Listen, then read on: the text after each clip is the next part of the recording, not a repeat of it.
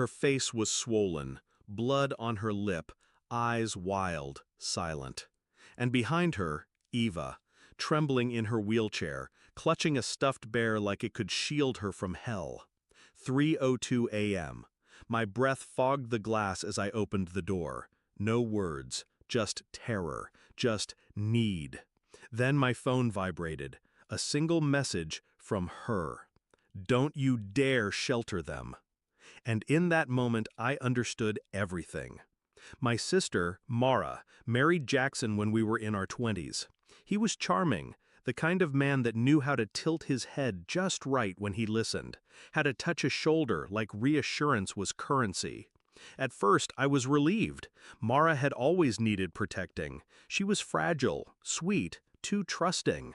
And Jackson? He seemed like the shield she'd always been missing.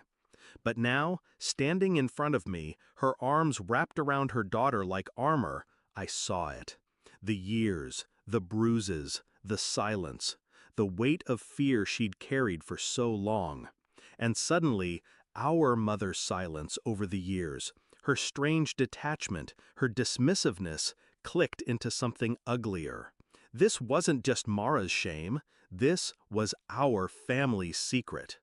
I kept them hidden, tucked them in the guest room, drew the curtains, moved like a ghost for days. Eva didn't speak, not until day 3 when she whispered, "He locks her in the basement when she talks too much." I gripped the edge of the sink until my knuckles cracked white. I wanted to burn the world, but rage doesn't protect the innocent. Planning does. I didn't confront my mother right away. I let her keep texting, calling, insisting this wasn't my business. So I made it my business. I started with photos, quiet ones, the bruises, the scars. I documented everything Mara allowed.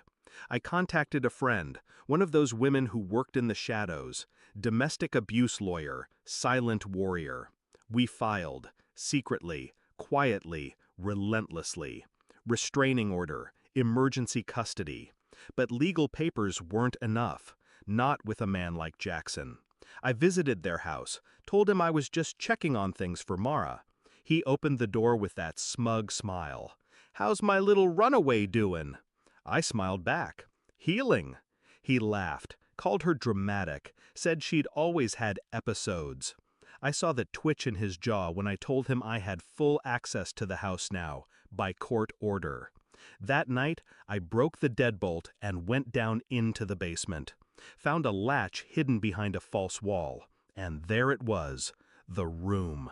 No windows, soundproofing, a single chair in the center, and a baby monitor, like it had once belonged to Eva. I took photos, every inch, every grotesque inch.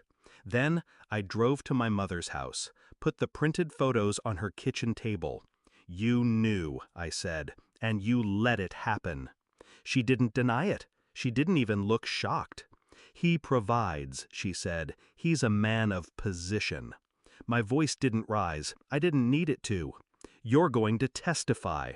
She laughed in my face. "I'll do no such thing." So I pulled out her letters, the ones she used to send Mara when she was pregnant, the ones where she warned her not to provoke Jackson. I'd taken them from the attic during a holiday visit years ago, back when I thought they were just controlling, not confessional. Now, they were leverage. Court moved fast after that. The judge saw the photos, the basement, the bruises. And when Eva finally found the courage to speak, her trembling voice cracked the silence wide open. Jackson lost everything: custody, status, power. And when they cuffed him in the courtroom, he turned to me and hissed, "This was you."